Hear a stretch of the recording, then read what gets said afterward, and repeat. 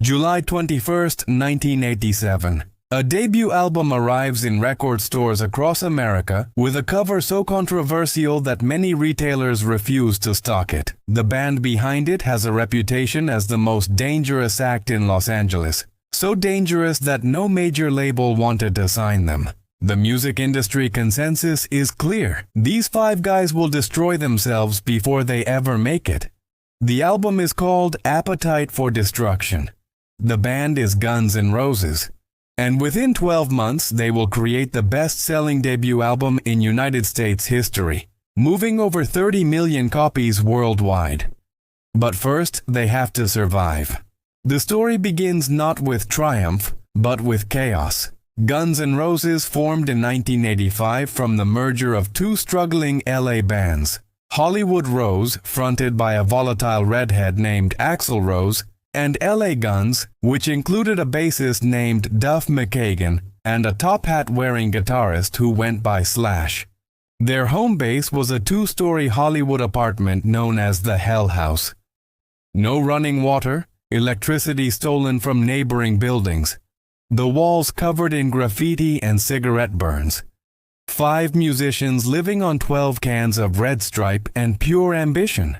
Manager Alan Niven would later describe them as equal parts brilliant and self-destructive. They missed gigs. They fought with club owners. They showed up drunk or didn't show up at all. But when they did perform, something undeniable happened. The Sunset Strip in 1985 was drowning in glam metal, bands with teased hair, makeup, and songs about partying. Guns N' Roses looked like they'd crawled out of a gutter. They played like they had something to prove. Their sound was raw, dangerous, and real. Tom Zutaut, an A&R executive at Geffen Records, saw them perform at the Troubadour and knew immediately. This was different. This was the antidote to everything wrong with rock music in the mid-80s. But convincing his label to sign them, that would be the easy part. Every major label in Los Angeles knew about Guns N' Roses. And every single one passed. The reason was simple: liability. They were as likely to end up in jail as on stage. Heroin was already a problem. Fights were constant. The music industry had a phrase for bands like this: career suicide. Tom Zutaut didn't care. He'd signed Motley Crue when nobody else would touch them. He understood that danger sells when it's authentic. So in March 1986, he convinced Geffen Records to take the risk. The deal was modest: a 2-album firm commitment with a 6-album option. Nothing extravagant. The label's expectations were low. The first order of business: record a debut album. But there was a problem. Geffen executives didn't believe the band had enough material. So in December 1986, the label released a 4-song EP called Live Like a Suicide, marketed as an independent release to keep interest alive while the band prepared for the studio. It was a clever bit of deception. The live tracks were actually studio recordings with crowd noise dubbed over them from a 1978 Aerosmith concert. The EP worked. It gave the band credibility and bought them time. Now they had to deliver the real thing. But first, they needed a producer. June 5, 1986. Sound City Studios in Los Angeles. Guns N' Roses sit across from Manny Charlton, the guitarist from Nazareth, a legendary rock band from the 70s. Geffen has hired him to produce demos for the debut album. For 2 hours, the band tears through songs. Charlton hears raw power, especially in a track called Welcome to the Jungle. The energy is undeniable. But something's not quite right. Producer Spencer Proffer is brought in next. The band records 2 tracks with him, including Sweet Child O' Mine. They like him, but they don't love his mix. Something's missing. Paul Stanley from Kiss is considered, but he wants to change drummer Steven Adler's setup, and Adler refuses. The meeting ends. Robert John Mutt Lange, the legendary producer behind AC/DC's Back in Black, is floated as an option, but his fee is too high. Geffen doesn't want to spend that kind of money on an unproven band. Finally, they settle on Mike Klink. a relatively unknown producer who'd worked with the Canadian band Triumph. He's affordable, he's available, and most importantly, he understands that the band's raw edge needs to be preserved, not polished away. The band records one test track with Clink, Shadow of Your Love. It works. In January 1987, Guns N' Roses enters Rumbo Recorders in Canoga Park, California. Manager Alan Niven is already worried. The clock is ticking and the budget, $365,000, is astronomical for a debut album. If this doesn't work, there won't be a second chance. The recording sessions for Appetite for Destruction take place between January and June 1987, spread across 4 studios: Rumbo Recorders, Take One Studio, The Record Plant, and Can-Am Studio. Mike Clink makes a strategic decision early. Record at Rumbo to keep the band away from Hollywood's distractions. It partially works. The basic tracks are laid down in just 2 weeks. Slash records his guitar overdubs quickly, often in single takes. Duff McKagan's bass lines are tight and punchy. Izzy Stradlin's rhythm guitar provides the backbone. Steven Adler's drums capture the perfect balance of power and groove. But Axl Rose is a different story. Rose is a perfectionist. Engineer Mikaja Ryan would later recall that Rose recorded his vocals one line at a time, obsessing over every word, every inflection. Some days he wouldn't show up at all. Other days he'd work until dawn. The band members rarely saw each other during overdubs. Slash would arrive at 11 in the morning, work until 6, then leave for dinner just as Axl arrived to record vocals until late at night. The atmosphere was tense but productive. These weren't manufactured rock stars. They were 5 individuals with strong opinions and zero patience for compromise. By March 1987, most of the recording was complete. The album was mixed in New York at Media Sound Studios. Mastering took place at Sterling Sound in Manhattan. Manager Alan Niven did the math. $365,000 spent on a debut album from a band that might implode at any moment. The pressure was suffocating. But nobody was prepared for what they'd actually created. The album was done. Now it needed a cover. Axl Rose brought in a painting by artist Robert Williams, created in 1978. The image was provocative. A robotic figure standing over a woman in a disturbing scene that looked like assault. The band stated it was a symbolic social statement about industrialization. Geffen executives knew immediately it would cause problems, but Tom Zutaut and Alan Niven saw an opportunity. They printed 30,000 copies with the controversial cover, then had a replacement ready to go. A tattoo-style cross with skulls representing each band member. The strategy worked perfectly. The controversy generated headlines. Stores that refused to stock it gave the band free publicity. Within weeks, the cover was replaced. But the damage, or rather the attention, was done. The music itself was equally controversial.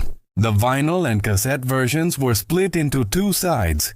G for Guns, tracks dealing with drugs and city life, and R for Roses, tracks about love and relationships. The lyrics pulled no punches.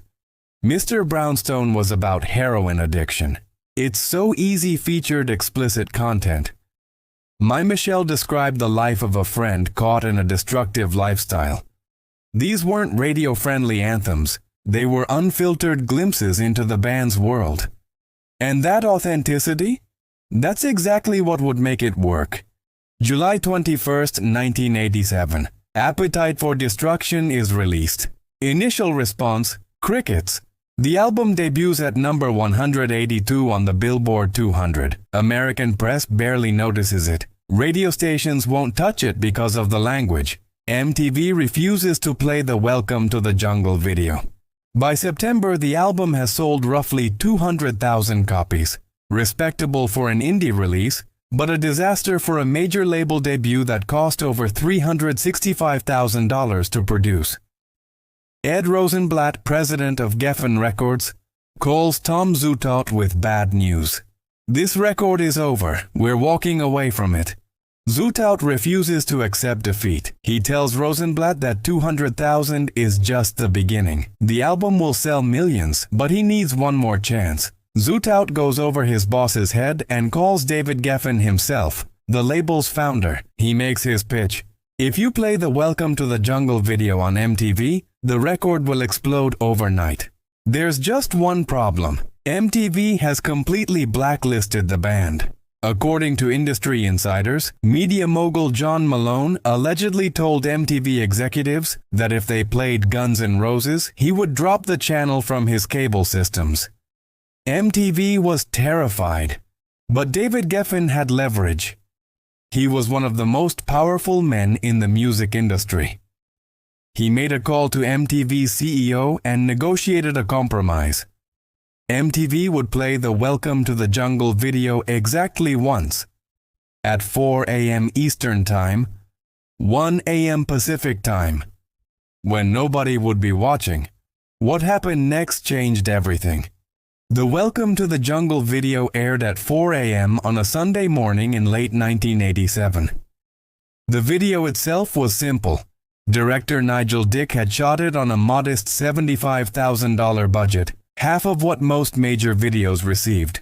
It showed Axl Rose arriving in Los Angeles, encountering the city's darkness, interspersed with performance footage of the band at the Park Plaza Hotel's Scream Club. MTV's plan was to bury it in the graveyard shift where John Malone and his associates wouldn't see it. Then they'd move on. But when Tom Zutaut woke up the next morning, his phone was flooded with messages. Al Khoury, Geffen's head of promotion, was frantic. The MTV switchboard had literally overheated from the volume of calls.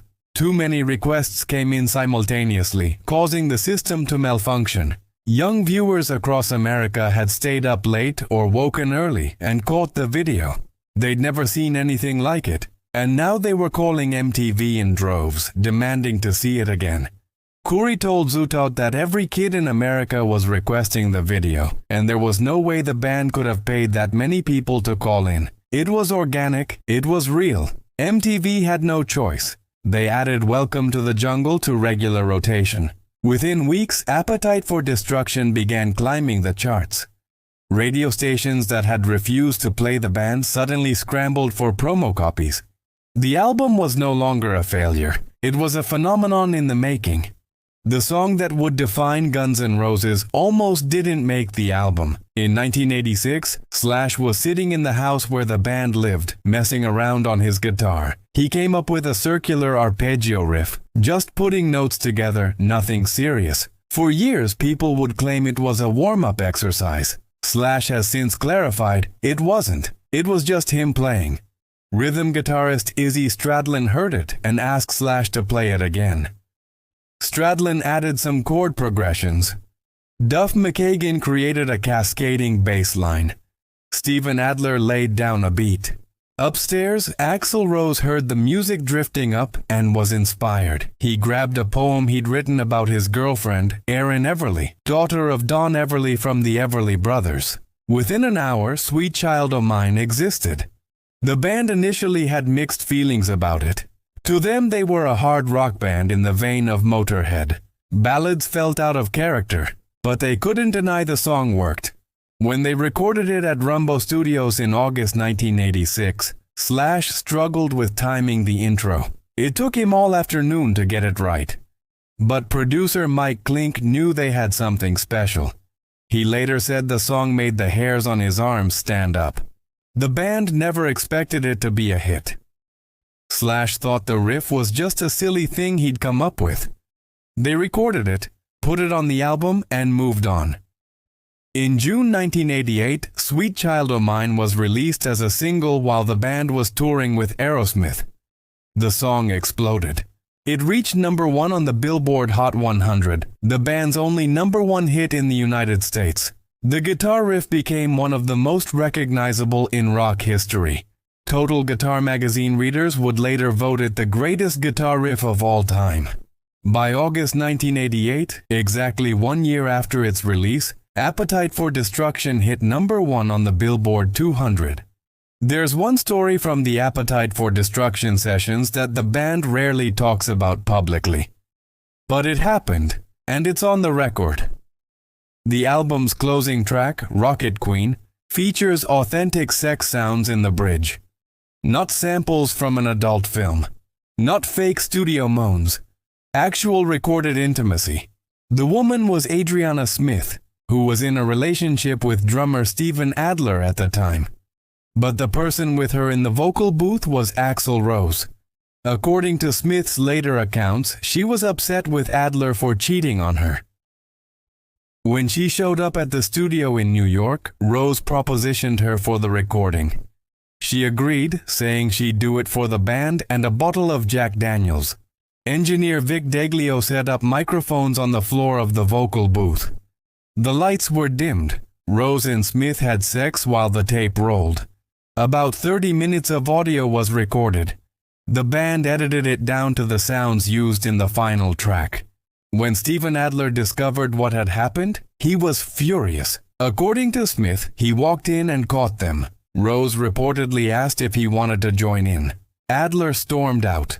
The incident created lasting tension within the band. For Smith, then 19 years old, the experience led to years of shame, guilt, and substance abuse. She wouldn't publicly acknowledge her role in the recording for 20 years. The story exemplifies everything about Appetite for Destruction. Raw, unfiltered, and willing to cross lines that other bands wouldn't even approach.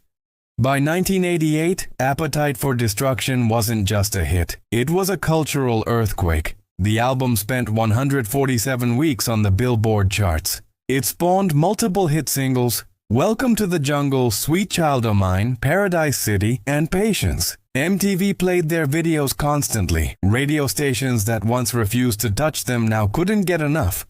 The numbers tell part of the story. 18 million copies sold in the United States alone. Over 30 million worldwide. The best-selling debut album in American history. A record that still stands today. But the impact goes deeper than sales figures.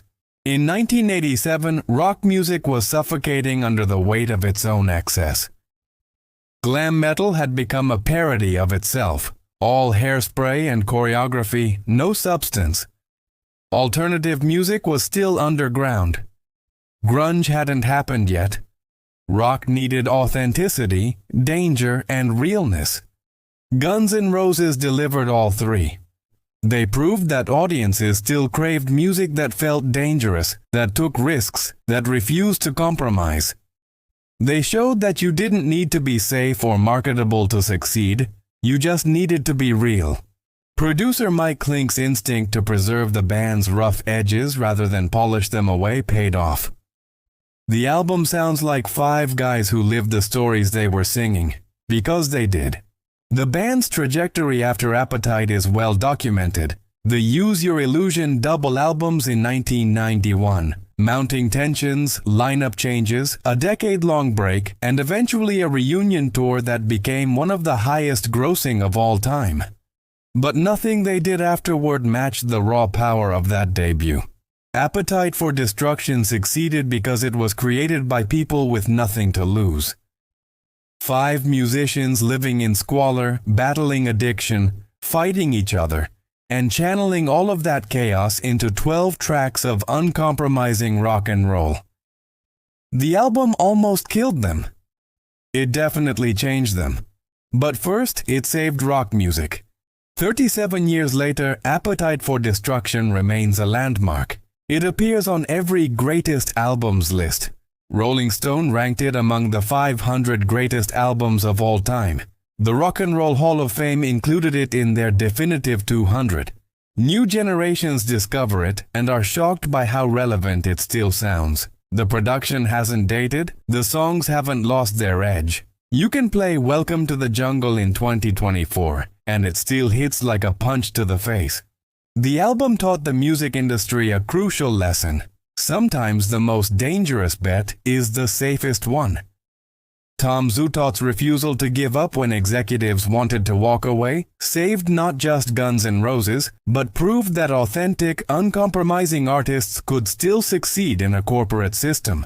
For rock music, Appetite for Destruction was a much-needed correction. It reminded everyone that the genre was born from rebellion, danger, and raw emotion, not from focus groups and market research. The irony is that an album created by five guys who could barely keep it together, recorded in chaos, released to silence, and nearly abandoned by its label became the biggest debut album of all time. Sometimes the impossible happens. Sometimes the band everyone says will self-destruct creates something that outlasts them all. That's the power of Appetite for Destruction. And that's why, decades later, we're still talking about it.